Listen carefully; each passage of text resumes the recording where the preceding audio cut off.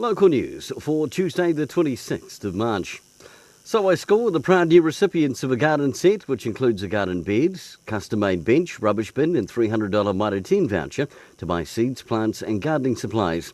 The school was over the moon after winning a national recycling competition in which schools all over Aotearoa recycled over 51,000 toothbrushes, toothpaste tubes and dental floss containers. Run by Colgate's and recycling pioneers Terracell.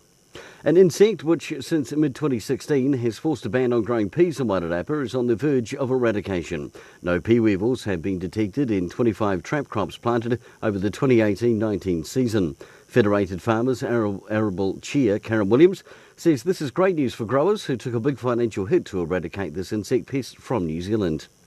And the annual Farming for the Future one-day seminar is going to be held tomorrow at the Carterton Event Centre, created by South Wairarapa's Biodiversity Group and the Mangatareri Screen Restoration Society.